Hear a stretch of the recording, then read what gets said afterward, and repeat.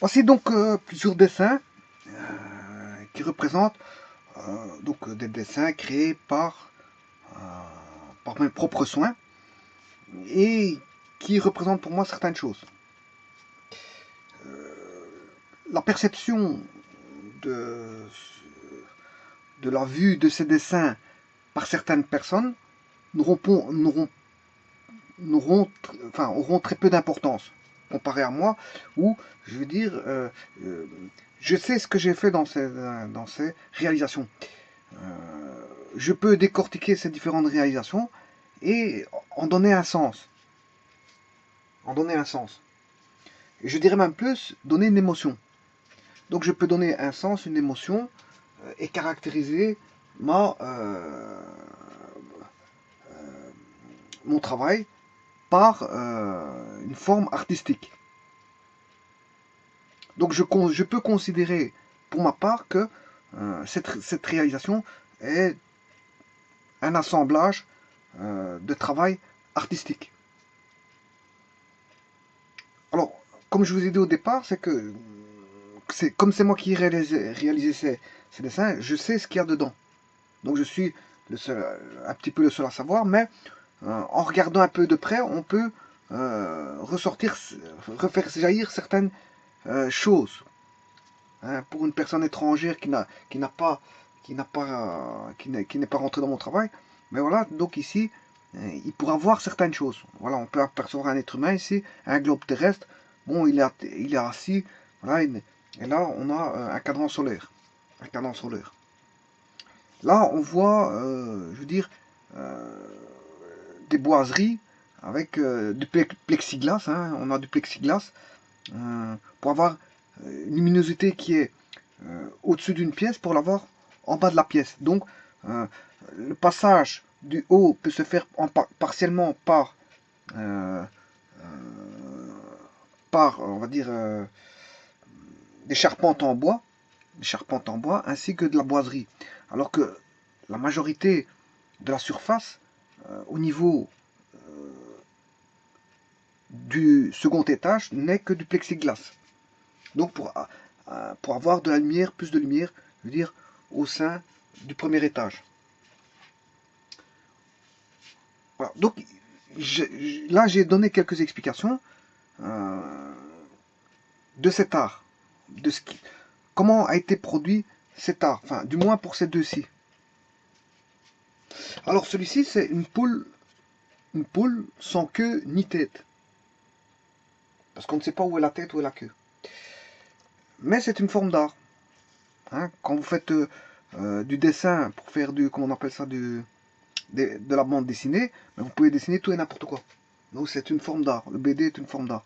Peu importe, je veux dire, euh, l'émotion qu'on en tire, l'intellect, ce qu'il va en tirer, euh, on peut se dire que on a en face de soi une forme d'art. Quelle que soit la difficulté, je veux dire, de l'ouvrage ou de l'œuvre d'art. Hein, il peut être simpliste comme il peut être compliqué. Hein, si je dessine un petit bonhomme, c'est déjà en soi un art. Je peux en tirer, je veux dire, un, un grand profit de ce petit bonhomme. Hein. Je dessine un petit bonhomme comme ceci. Je peux tirer un grand profit, comme je peux me dire que ça ne représente rien. Voilà. Donc l'art, c'est sujet à discussion. D'ailleurs, certains experts pourront se dire que des arts valent plus que d'autres par rapport à une discussion de l'œuvre. Une discussion de l'œuvre. Conclue par des experts, bien sûr, qui vont euh, donner une valeur estimable euh, à l'œuvre d'art. Si maintenant mon nom était réputé, que je dessine ce petit bonhomme, vous comprendrez que l'œuvre d'art sortira de, je veux dire, de sa torpeur pour en faire en sorte que c'est une œuvre d'art qui va être euh, surcotée, enfin qui va être euh, estimée à une valeur à grande valeur. Pourquoi? Parce que c'est le renom. Alors maintenant, je me pose une question. Est-ce que ceci est un art? Bien sûr que oui, et il est même d'un grand artiste. Ceci, c'est de l'art d'un grand artiste. Bon, je dirais une photocopie, mais je me rappelle plus de... L'erreur que j'ai faite, c'est de ne plus savoir de qui est cette peinture. Qui est très bien faite d'ailleurs, hein.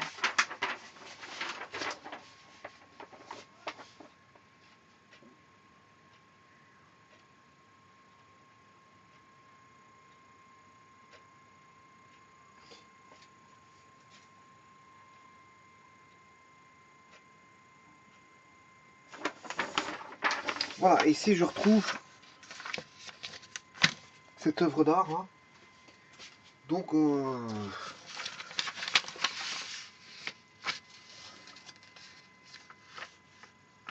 ça c'est l'œuvre d'art d'un grand artiste.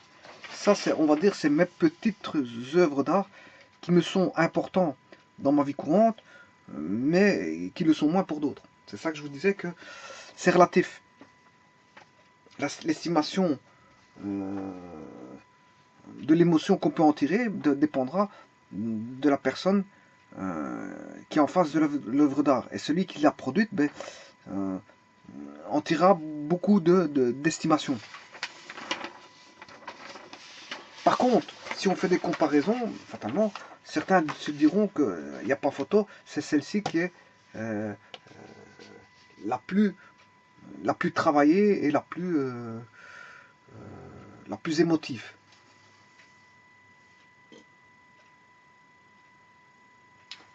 Donc elle fait ressortir, elle fait jaillir une certaine puissance. Une certaine puissance artistique. Donc, pour certaines personnes, c'est incomparable. Celle-ci, qui est en plus d'un renom, enfin, d'une personne renommée, et reconnue. Je ne me rappelle plus du nom, hein, je ne sais plus qui c'est. Je pourrais vous le dire et vous le réécrire, mais voilà. C'est pour vous dire que il n'y a pas de distinction possible entre mon petit travail que j'ai montré et cette œuvre d'art.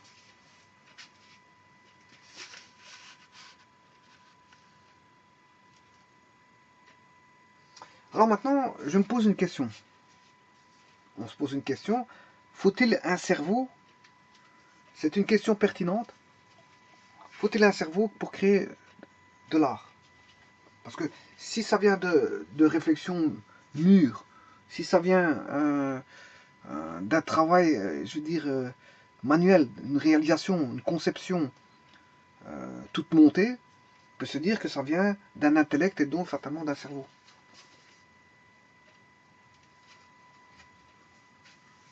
Le sens a été donné par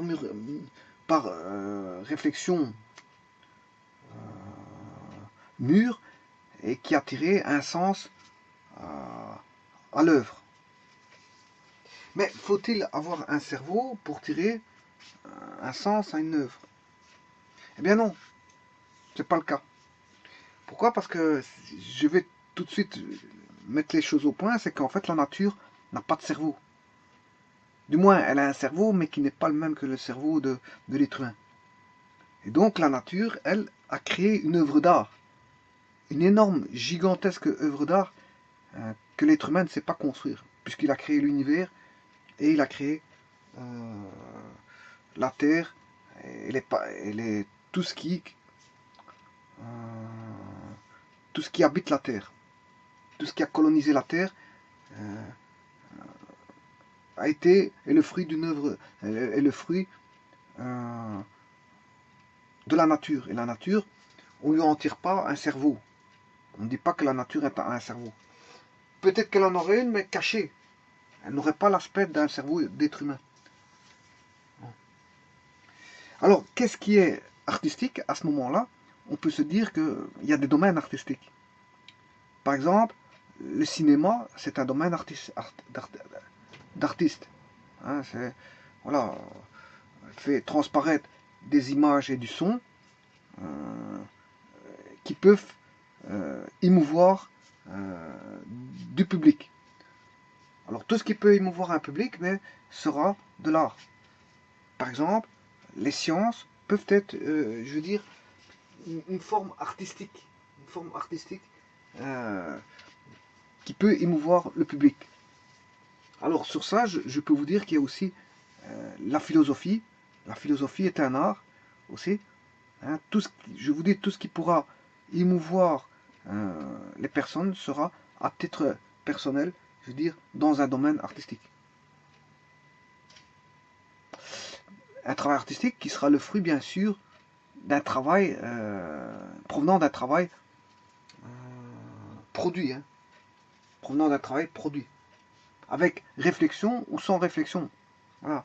On n'a pas forcément que du concret. On peut avoir ici, hein, ça représente quoi? De l'abstrait.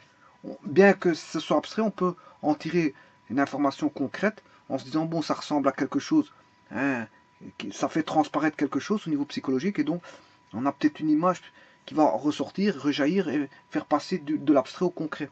Voilà, mais ça, c'est le travail de l'esprit. Le travail de l'esprit qui fait ça. Alors il y a tout, si je prends cette peinture, ben, il y a l'harmonie des couleurs, il y a, comment on appelle ça, les formes diverses, et l'usage des outils pour créer cette peinture. L'usage des outils. Pour avoir certains effets, il a fait des astuces et des trucs.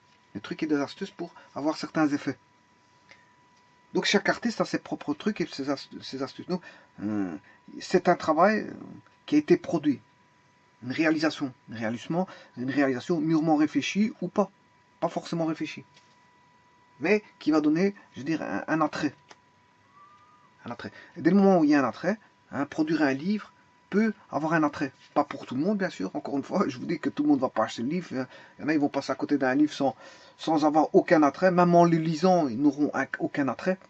Donc l'attrait, je veux dire, bon, c'est quelque chose comme du magnétisme. Bon, on est attiré ou on n'est pas attiré. C'est comme une force magnétique.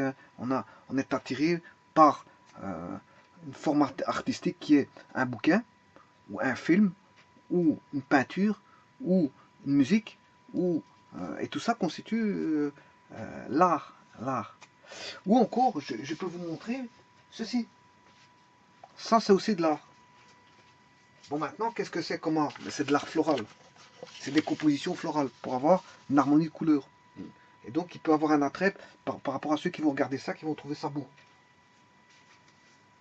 Alors, on peut parler de beauté dans l'art. On peut parler de beauté dans l'art. Mais si on peut parler de beauté dans l'art, on peut avoir son opposé. Parce que dans ce monde, dans le monde qui nous entoure, on a toujours le neutre, mais s'il y a quelque chose, il y a toujours son opposé. Donc s'il y a la beauté, il y a la laideur. S'il y a la laideur, c'est qu'il y a la beauté. Parce qu'il y a toujours les antagonismes. Voilà. Bon, maintenant, je vous dis qu'entre la beauté et la laideur, il y a des gens qui seront neutres, qui n'auront aucun point de vue. Parce qu'ils s'en foutent complètement voilà, de ce qui est proposé en face de lui. Vous allez proposer un gâteau tout fait au miel, avec, voilà, au miel, je sais pas moi, avec des noisettes, etc., dedans. Ben, pour certains, ils vont le goûter, ils vont le regarder, ils vont le sentir avec leur sens. Hein, avec les cinq sens, hein, vous connaissez les cinq sens, le goûter, le toucher, comment on appelle ça, l'ouïe, l'odorat, et j'en oublie un. Comme à chaque fois, j'en oublie un. Donc, l'odorat. L'odorat permet de sentir des goûts. Des goûts, donc, ça peut être de l'art. Des gâteaux peuvent être de l'art. La cuisine peut être un art. Parce que on pourra le sentir avec ses sens. Donc, je pourrais le sentir, enfin, le goûter, c'est le goût. C'est le goûter, hein, le mettre en bouche et connaître sa saveur. Je pourrais le sentir, puisqu'il y aura, ça c'est l'odorat, grâce à l'odorat au nez. C'est le nez qui permet de sentir, donc c'est l'odorat. Je pourrais voir le gâteau, et son aspect, ça c'est la vue. Voilà. Maintenant, en ce qui concerne la musique, ben, ça va faire jouer le sens des oreilles, donc de l'ouïe. Et il y a le toucher. Le toucher qui permet aussi d'avoir une sensation et donc un attrait et donc de se dire, bon, si c'est quelque chose de bien ou pas bien. Donc là aussi, il y a un art. Donc les cinq sens font intervenir la notion d'art. Les cinq sens font intervenir la notion d'art.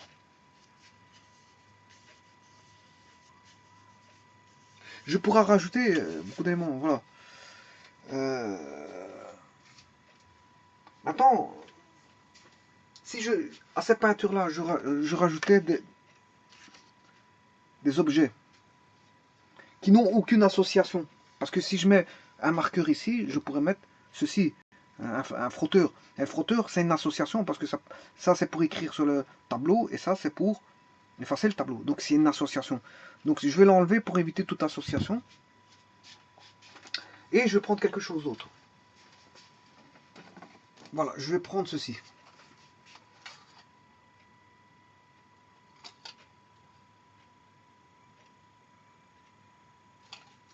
Voilà, une lampe. Ouais, non, je prends une lampe que je mets dans cette direction-là.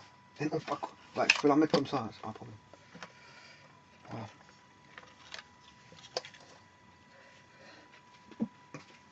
Voilà, et je lui adosse un aimant. Pourquoi pas. Je vais lui adosser. Alors, vous allez me dire, est-ce qu'il y a besoin d'avoir une symétrie? Vous connaissez en mathématiques, il y a les symétries. Symétrie centrale, hein, par rapport à un point, symétrie orthogonale, symétrie, les rotations, hein, les translations. Hein, tout ça, ce sont des transformations du plan. Donc, symétrie centrale, symétrie orthogonale, rotation, agrandissement et réduction. Voilà. Zomothétie. Voilà. Mais faut-il toujours faut-il toujours des symétries, des transformations du plan, comme en mathématiques pour avoir quelque chose de beau? La plupart des objets sont symétriques. Si vous prenez des coussins, mais s'il y a des fleurs, généralement c'est des fleurs un peu spécifiques, c'est pas des fleurs comme ceci qui vont dans tous les sens. Alors, ce sont des fleurs cousues d'une manière symétrique. Si vous reprenez beaucoup d'objets, beaucoup sont symétriques. Des boîtes sont symétriques, les boîtes sont symétriques. Les boîtes sont symétriques. Les fauteuils, s'il y a de la boiserie dessus avec des fleurs, ben les fleurs, généralement, c'est des translations de ces fleurs. C'est les mêmes fleurs qui sont répétées par des machines, bien sûr. Donc on a des translations. Et alors, si vous achetez, par exemple, des tabourets, les tabourets, ils seront symétriques. Et vous allez les disposer de manière symétrique. Alors tout le monde n'aime forcément pas la symétrie. Il y a des gens qui sont ordonnés, qui aiment bien la symétrie. Hein, et dès qu'on casse leur symétrie, ben, ils se sentent perdus, hein, ou énervés. Hein, ça les dérange, ça les dérange. Et il y a les gens qui sont un petit peu ce qu'on appelle bordéliques et qui ne recherchent pas forcément une symétrie. Et justement, ils recherchent justement du n'importe quoi. Parce que déjà ici, c'est une composition florale, c'est pas du n'importe quoi. Hein. Là, c'est une composition, hein, florale. Celui qui a fait la composition florale ici, ben, c'est un art. La composition florale est un art. Voilà, comme la musique, comme la peinture. Voilà. Généralement, les gens vont ressortir de cette composition florale une peinture. Hein. Ils vont dessiner ça sur une peinture. Alors, ce que je suis en train de faire ici, qu'est-ce que c'est? Ben, c'est aussi un art. Qu'on l'aime ou qu'on l'aime pas. Est-ce que j'ai de la symétrie? Pas forcément. Je ne cherche pas à avoir une symétrie. Voilà. Je ne cherche pas à avoir une symétrie. Pourquoi faut-il y avoir la notion de symétrie est le propre de l'intellect. Mais l'intellect peut faire ressortir au niveau de ses émotions aussi bien de la symétrie que de la non-symétrie. Donc je ne suis pas obligé d'avoir la symétrie. Si j'ai un tableau que je tape n'importe quoi comme couleur, avec des formes qui prennent n'importe quelle allure, ben, c'est vrai que ça représente de l'abstrait, mais il n'y a peut-être pas forcément des symétries dedans, mais ça sera aussi bien lisible et classé dans l'ordre de l'art. Je ne recherche pas ici la symétrie. Regardez, ici je l'ai retourné à l'envers, les mots.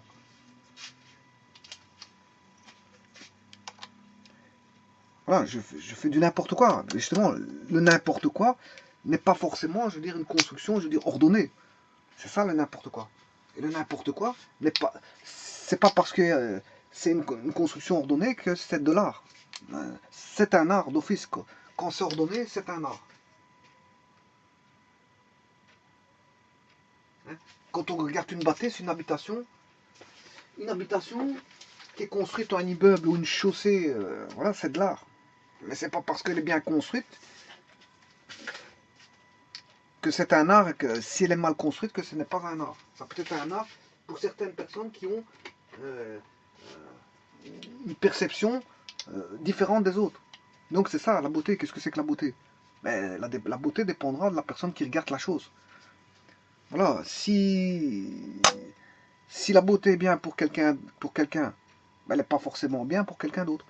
Parce qu'on est tous différents, on a tous des sensations différentes dans la perception des choses.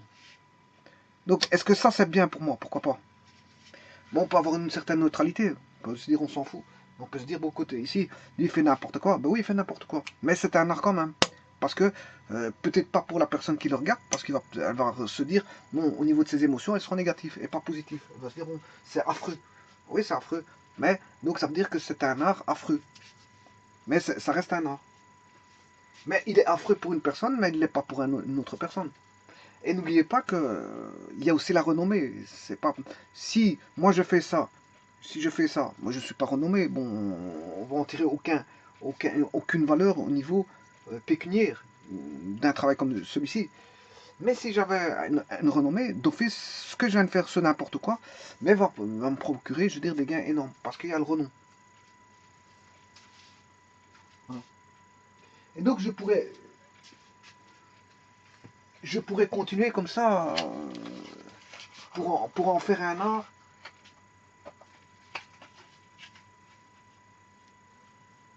Ah, je pourrais établir, je veux dire, une construction, je veux dire, indéfinie comme ça, qui va, voilà, aboutir à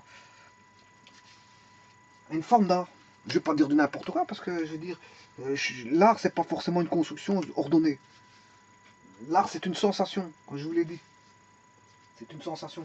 Qu'est-ce qu'est un art? Qu'est-ce qui ne l'est pas? Mais beaucoup de choses sont de l'art, mais certains vont tirer de l'enseignement au niveau de l'art que c'est quelque chose qui ressemble à rien. Voilà. Alors pourquoi je tire des cartes, je les tire pas au hasard, je mets différentes couleurs. Pour avoir différentes couleurs. Et là encore une fois, je joue avec l'harmonie des couleurs. Voilà. Et là, bon, ceux-là ont une relation directe parce que ça a à voir avec des cartes qui sont liées entre elles et qui parlent de trucs et astuces et infos sur des fiches de chevaux. Donc ça a à voir avec des cartes sur les chevaux.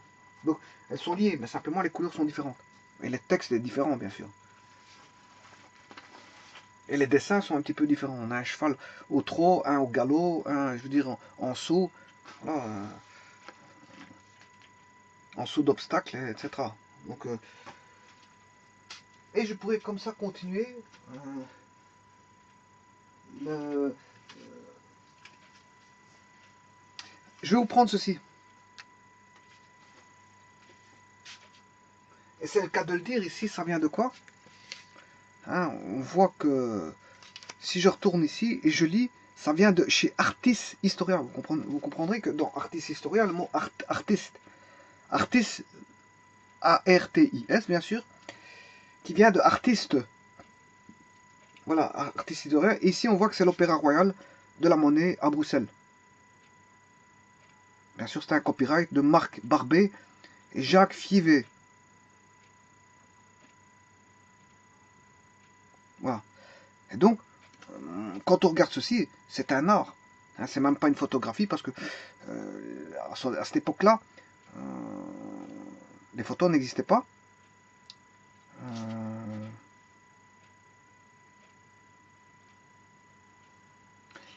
la photo n'existait pas, donc c'était le dessin, c'était le dessin. Et je trouve que le dessin est bien fait. Donc là, j'ai fait une composition artistique.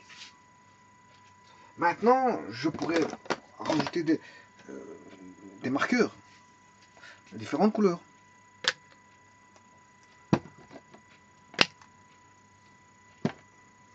Voilà. De cette manière-là, je joue avec les couleurs. Bon, et ceux qui sont forts dans ces questions de composition comme ceci, d'harmonie de couleurs, et qui doivent jouer avec les couleurs de leur firme, bien, ce sont les gazettes qu'on reçoit dans les habitations. Enfin, les gazettes publicitaires que, on va dire les pubs qu'on reçoit dans les habitations, bien, ils ont des compositions artistiques, hein, avec des couleurs bien faites, parce que ça forme. Mais là, l'art, il est fait au niveau informatique, hein. Donc ça devient un travail artistique informatique, au travers de l'imprimerie. L'imprimerie, le marketing et l'imprimerie. Le marketing parce que c'est étudié pour avoir une bonne composition, pour attirer, pour avoir un attrait justement, l'attrait du client. Ils vont jouer sur cette composante-là, l'attrait du client, pour intéresser le client et le faire sortir de chez lui pour aller au magasin, ne fût-ce qu'aller au magasin. Et s'il arrive à acheter, ben, tant mieux. Hein. Par rapport à la composition qu'il a fait des produits et des couleurs, l'arrangement des couleurs, ben, il essaie d'avoir un certain attrait, donc un désir d'achat. Et donc, s'il arrive à faire sortir déjà la personne pour aller au magasin, c'est déjà ça.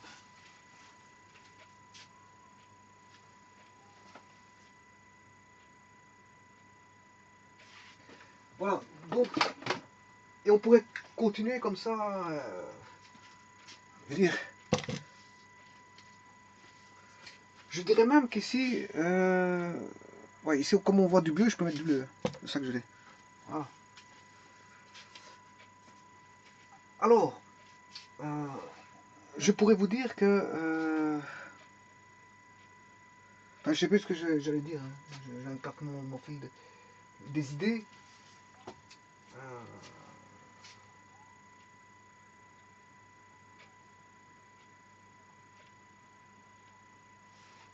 voilà, et beaucoup de métiers ont un rapport avec l'art d'office, hein. Que ce soit l'art concret, hein, on dessine un petit bonhomme, un petit dessin avec un petit bonhomme. Je rappelle que la photographie, c'est aussi de l'art, hein. Photographie, la gravure, tout ce qui est gravure, parce que la gravure, il y a beaucoup de sortes de types de gravures, voilà, énormément de types de gravures, voilà. Que ce soit la gravure sur bois, sur plastique, sur vinyle, sur tralali, que ce soit le support, hein, mais je veux dire, ça reste de l'art. La photographie, le dessin, la peinture, la BD, euh, la composition des livres, voilà. Euh, et voilà, c'est ça que j'allais dire, j'ai retrouvé le fil de mes idées, c'est ben, l'harmonie dans une habitation. Comment vous allez composer vos meubles pour composer la maison. Est-ce que vous allez disposer symétriquement ou pas? Est-ce que je veux dire, vous allez faire des mélanges de couleurs ou pas? Des harmonies de couleurs, des arrangements entre meubles qui se ressemblent ou pas? Voilà.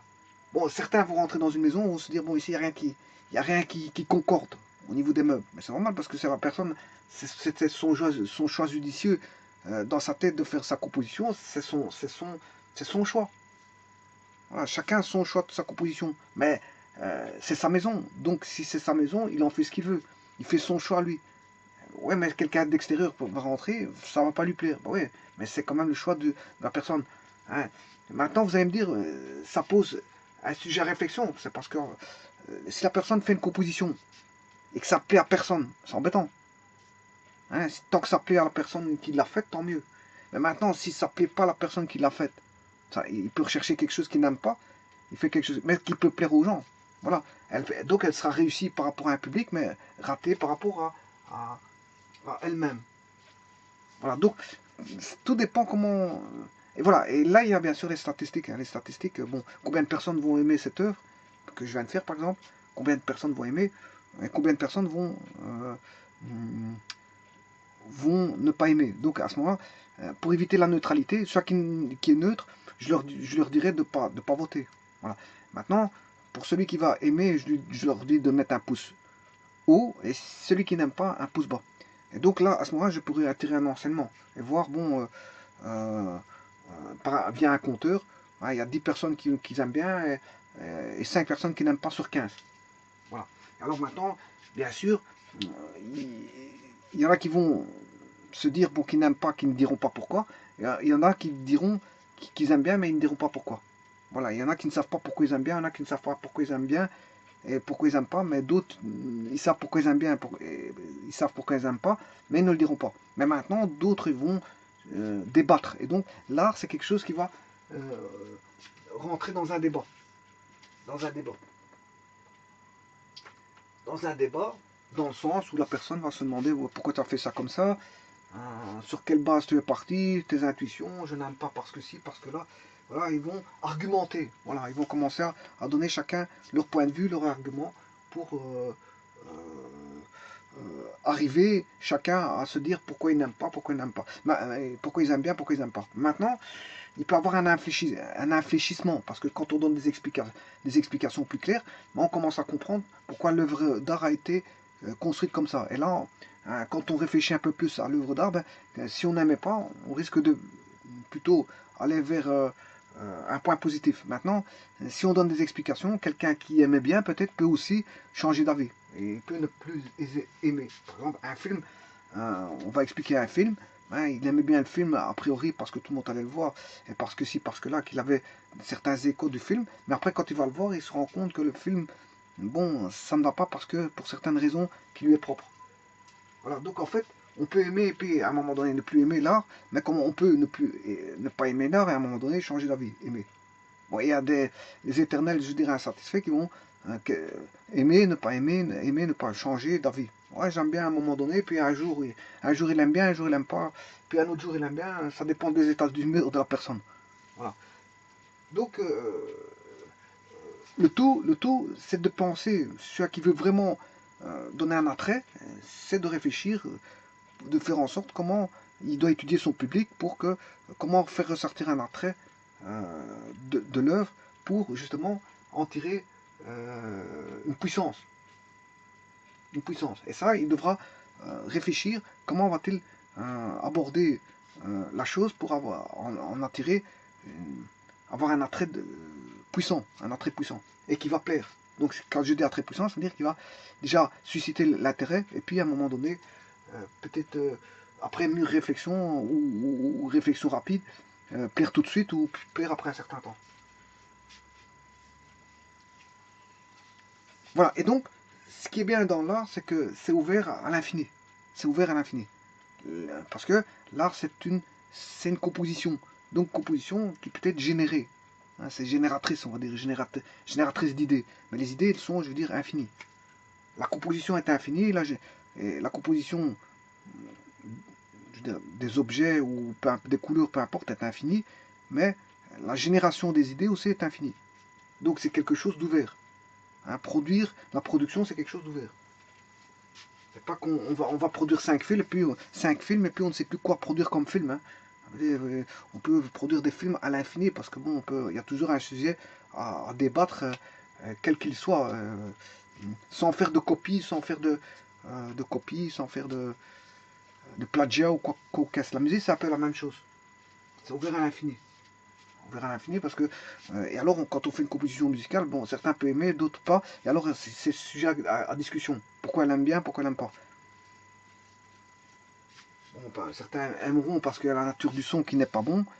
D'autres aimeront bien parce que je veux dire c'est une musique qui ressemble à quelque chose où elle a été en vacances il y a des années. Bon, et donc là, la réflexion, pourquoi elle aime bien, pourquoi elle n'aime pas, c'est peut-être, je veux dire, une odeur qu'elle a ressentie il y a déjà longtemps, qui lui revient. Donc il y a des souvenirs qui naissent. Bon, l'art peut susciter, je veux dire, le réveil d'émotions aussi. En tout cas, ce que je peux vous dire, c'est que l'art, c'est qu'il faut un petit peu passer son temps. Si on passe peu de temps ou beaucoup de temps, peu importe, il y a le temps qui est consacré. Et donc, c'est une activité, si vous voulez. Donc, l'art, c'est une activité. Et c'est aussi le produit de cette activité. S'adresse-t-elle à la communication? Pas forcément, parce que je peux faire une œuvre d'art où je vais la mettre pour moi à la maison. Voilà, qui n'est pas forcément à la vue des autres.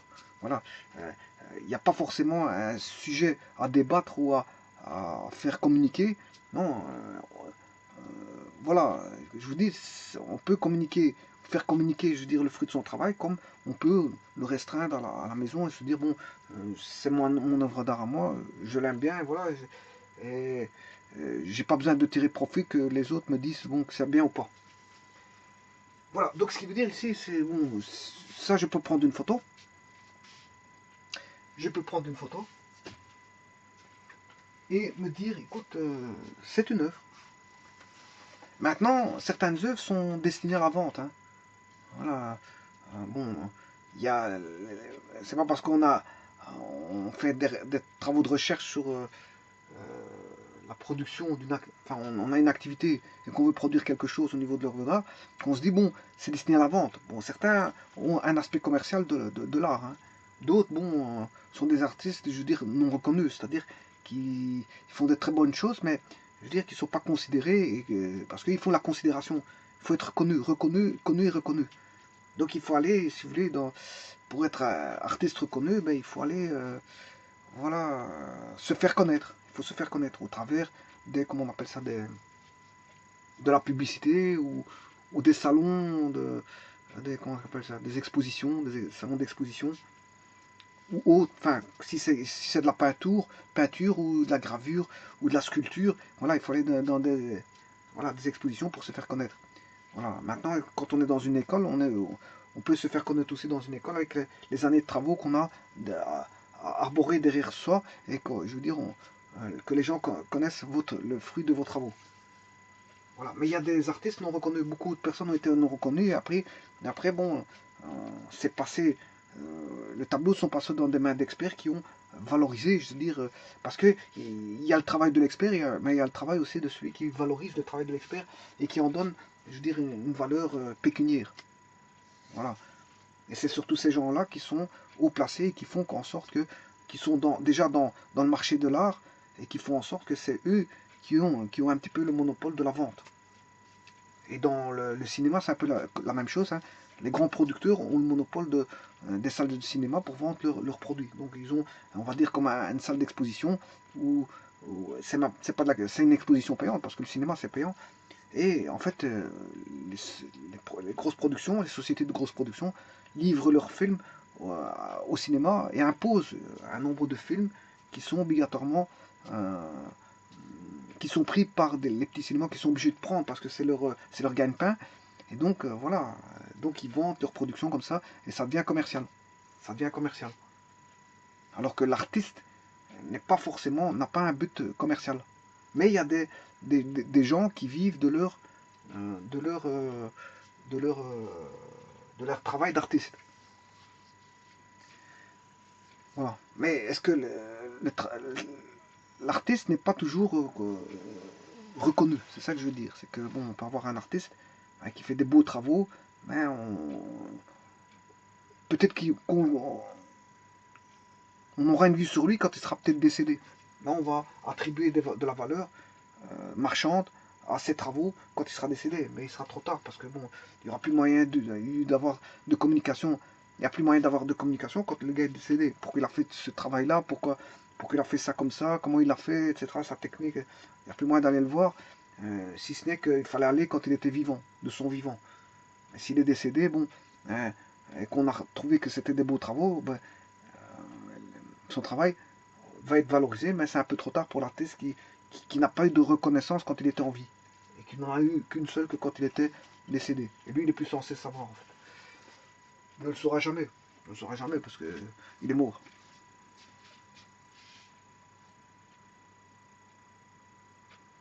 Voilà. Donc ça, c'est une harmonie, une composition donnée. Alors, je pourrais rajouter une dernière chose avant de terminer la vidéo. Par exemple, je vais remettre une boîte. Voilà, une boîte que j'ai faite, voilà, pour mes propres soins.